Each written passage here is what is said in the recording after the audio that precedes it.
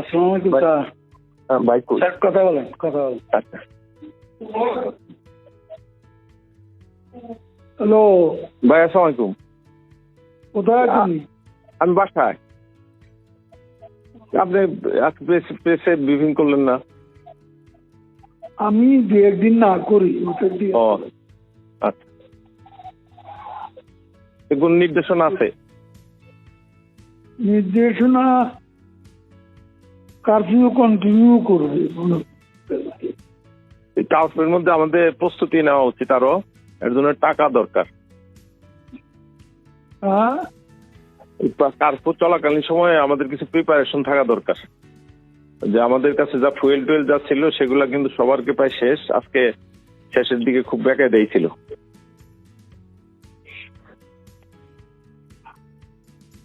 ও আর word পর্যায়ে তো সালমান তো বললো পাঠাবে। প্রত্যেক ওয়ার্ড পর্যায়ে লোক রাখতে হইলে টাকা দিতে হবো। আর এমপি রে কেউ কেউ টাকা খরচ করে। টাকা ছাড়া ওয়ার্ড পর্যায়ে এমপি যারা আছে, বললো নানক ভাই এলাকায় টাকা খরচ করে, তারপর সে নিখিলও টাকা খরচ করে, কিন্তু এই আরো অনেক এমপি আছে এগুলো ধারে কাছে খবর নেয় না।